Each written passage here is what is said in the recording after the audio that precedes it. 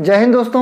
Donald Trump जाते जाते एक अच्छा काम कर गए, उन्होंने ताइवान के ऊपर से सारे रेस्ट्रिक्शन हटा दिए। अब इसके फलस्वरूप चाइना और ताइवान के बीच में टेंशन बढ़ता ही आ रहा है। कभी चाइना धमका दे रहा है एरोप्लेन भेज के, और उसके बाद इसमें बाइडेन साहब भी दिलचस्पी ले रहे हैं, ताइवान का सपोर्ट कर रहे हैं। तो इस पूरी जड़ को समझने के लिए आपको समझना पड़ेगा चाइना और ताइवान के बीच का इतिहास। इन लोगों के बीच में इतनी कट्टर दुश्मनी क्यों है, और क्यों चाइना हमेशा ताइवान को बोलता है अपना है। और ताइवान को समझिए, ताइवान हित्ती चुका है, देखिए नक्शे में हित्ती चुके बा हैं, और ये बोलता है पूरा का पूरा चाइना हमारा है। मतलब सोचिए, ये तो वही वाली बात हो गई कि जो चींटी है ना, उसने हाथी के ऊपर एफआईआर डाल दिया कि हमारी चड्डी चुरा के पहना हुआ है। तो सोचिए, ये इतनी बड़ी बात है, हित्ती चुके हैं, बोलता है पूरा चाइना हमारा है इसका। देखिए, लेकिन आप अगर बात समझेंगे ना तो आपको समझ में आएगा इसका इतिहास से कि ये एक्चुअल में ताइवान जो है वो असली चाइना। देखिए, चाइना में सबसे पहले किंग डायनेस्टी हुआ करती थी। जैसे हमारे यहाँ पे राजा महाराजा हुआ करते थे, कहीं राजपूत थे, कहीं मुगल थे, कहीं पे मराठास वगैरह थे। वैसे चाइना भी छोटे छोटे टुकड़ों में बटा हुआ था राजाओं में, और उसी को हम लोग कहते थे किंग डायनेस्टी। अब राजाओं कोई काम तो कोई खास था नहीं, मतलब ना उनको जीडीपी का मतलब था, जीडीपी इंक्रीज करनी है, ना उनको बिजली पानी का टेंशन था, ना प्रजा का टेंशन था। 300 रानियां पाल रखे थे, उसी में गेम खेलते थे। अक्कड़ बक्कड़ बम्बे बोल, आज की रात तू है गोल, यही सब उनका काम था दिन रात। अब भैया प्रजा हो गई थी त्रस्त। प्रजा बोली कि भैया हमारे बारे में कुछ सोचता नहीं है, टैक्स हमसे ले रहे हैं और हम कैसे जिएंगे। मतलब उनका बहुत सारी प्रॉब्लम थी, उनके बारे में राजा बनारजा बिल्कुल सोचा नहीं करते थे। तो उन्हीं में से ना एक विचारधारा, राष्ट्रवादी विचारधारा के एक पार्टी निकल के आई, उसको कहा गया रिपब्लिक ऑफ चाइना पार्टी। ठीक है, जैसे हमारे यहाँ पे कांग्रेस होता है, बीजेपी होता है, वैसे वहाँ पे रिपब्लिक ऑफ चाइना पार्टी एक निकल के आई, जो कि डेमोक्रेसी की विचारधारा पे उत्पन्न किया था उन्होंने अपना पार्टी को, कि हम जनता जनार्दन रहेंगे, जनता हमको चुनेगी और हम सरकार में आएंगे। ठीक है, तो इन्होंने जनता के सपोर्ट से इस किंग डायनेस्टी को उखाड़ फेंका किनारे, मतलब जाओ किनारे। तो अब किंग डायनेस्टी वाले राजा महाराजा वाले लोग थे, अब 300 रानियां पालने वाले भैया, उनको ऐसे बिना मिलिट्री खदेड़ दिया तो उनके अंदर ईगो आ गया। तो वो बोले कुछ भी करने का, अपना ईगो हर्ट नहीं करने का। तो फिर से क्या किए ना, मिलिट्री के सपोर्ट से सुन यात्सेन की सरकार को फिर से खदेड़ दिए कि जाओ तुम किनारे खदेड़ दिए। अब भैया किनारे खदेड़ा गए ये लोग, फिर से किंग डायनेस्टी अपने आप को स्टैब्लिश कर लिए। तो भैया ये ज्यादा दिन तक मजा नहीं ले पाए। 1921 में ना सुन यात्सेन बहुत चालाक आदमी था, तो अब उसने कहा कि भैया बिना मिलिट्री फोर्स के तो इसको हम लोग हरा नहीं पाएगा king dynasty. Chinese communist party के पास अपने मिलिट्री फोर्स भी थी, और वो एक तरह से डिक्टेटरशिप यानी तानाशाह विचारधारा के थे। तो सुन यात्सेन ने कहा कि अगर हम चाइनीज कम्युनिस्ट पार्टी को अपने मिला लें, हम दोनों मिलकर अगर किंग डायनेस्टी के खिलाफ लड़े तो हम जीत सकते हैं। तो उन्होंने क्या किया, चाइनीज कम्युनिस्ट पार्टी से हाथ मिला लिया। और सुन यात्सेन का सपना था वो वन चाइना पॉलिसी का सपना था कि भैया हम ये जो पूरा छोटे टुकड़ों में चाइना बटा हुआ है, इसको हम एक चाइना बना के रखेंगे, वन चाइना पॉलिसी। तभी सर उन्होंने सोचा था, तो उन्होंने एक चाइना का सपना देखा था। तो उन्होंने चाइनीज कम्युनिस्ट पार्टी की मदद से 1921 में फिर से किंग डायनेस्टी को किनारे फेंक दिया, और इस बार तो ऐसा फेंका कि उसके बाद दोबारा वो आने की हिम्मत ही नहीं किए। तो फिर से 1921 में रिपब्लिक ऑफ चाइना बन गई, लेकिन ये 2 हिस्सों में बढ़ जाती है सुन यात्सेन की मृत्यु के बाद। उनके कुछ दिन के बाद आकस्मिक मृत्यु आती है, जिससे ये पार्टी 2 हिस्सों में बढ़ जाती है। एक तो ओरिजिनल क्विंगटोंग की पार्टी है जो कि रिपब्लिक ऑफ चाइना है, और दूसरी चाइनीज कम्युनिस्ट पार्टी है जिनके पास अपनी मिलिट्री फोर्स भी हुआ करती थी।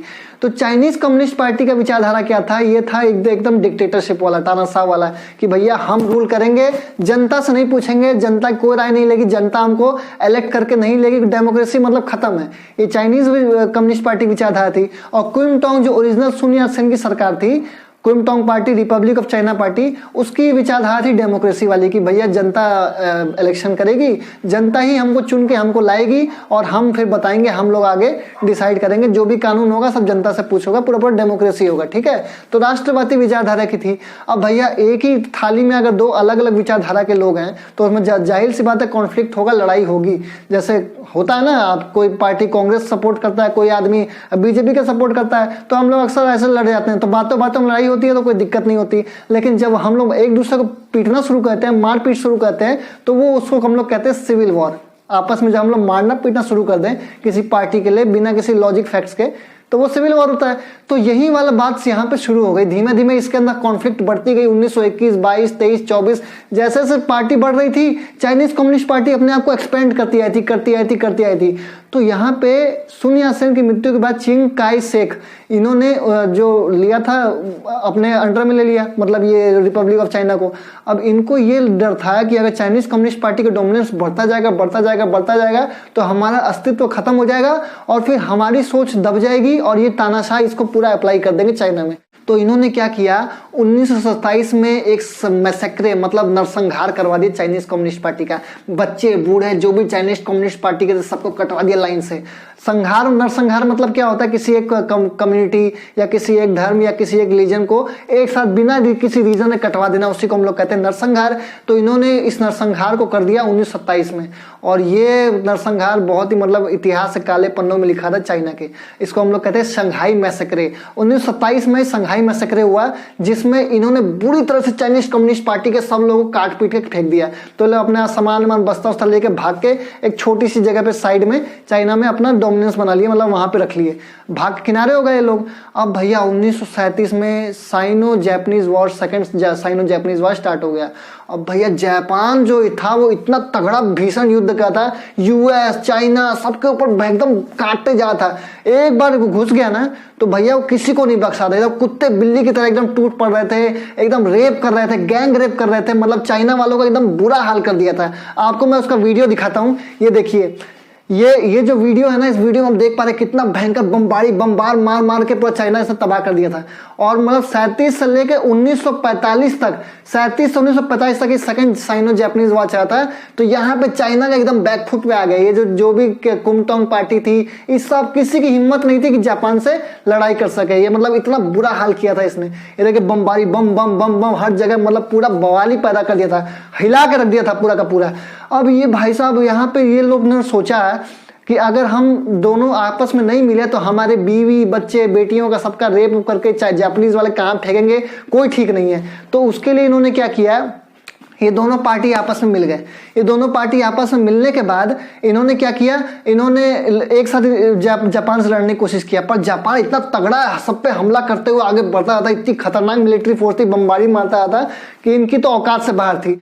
अब 1945 में यूएस ने जापान के ऊपर न्यूक्लियर बम गिरा दिया, तो वहीं जापान बैकफुट पे आ गया और उसने सारी मिलिट्री जो थी उसने सरेंडर मार दी। तो यहाँ पे जो चाइना का था वो एक प्लस पॉइंट मिल गया कि भैया जापान तो पहले ही हार गया, तो चाइना का जो भी ये युद्ध लोग साथ मिलकर नहीं लड़ पाए थे KMT और CCP वाले, वो बेचारे इनका साथ वही वाला हो गया, अल्लाह मेहरबान तो गधा पहलवान। तो ये वाला काम से ये लोग अपने आप को बचा लिए कि भैया जापान तो पहले ही बैकफुट पे आ गया, वो बेचारा हार गया, तो चाइना वाले अपने आप को बचा लिए। अब इस अपॉर्चुनिटी का फायदा उठा लिया CCP ने, कम्युनिस्ट पार्टी ने, चाइना कम्युनिस्ट पार्टी ने। अब यहाँ पे जब जापान लड़ रहा था तो एक्चुअल में जो सरकार थी वहाँ पे कुमटोंग सरकार थी, तो वो जापान से लड़ते लड़ते उससे कई सारी आर्मी घायल हो गई थी और कुमटोंग सरकार काफी हो चुकी थी वीक। तो यहाँ पे CCP ने गोल्डन अपॉर्चुनिटी उठाई, अपने मिलिट्री फोर्स और कुछ लोगों का सपोर्ट लेके इसने CCP को कुमटोंग पार्टी को एकदम दबा दिया, मारे खदेड़ दिया। इतना बुरी तरह से खदेड़ा कि लोग भाग के एक टापू पे आके रह गए। ये देखिए नक्शे में आप देख पा रहे हैं ना, ये टापू पे आके रहे। इसी टापू कहते हैं ताइवान। तो ताइवान एक्चुअल में रिपब्लिक ऑफ चाइना है, जो कि सुन यात्सेन की सरकार थी, जो कि पहले एस्टेब्लिश की गई थी।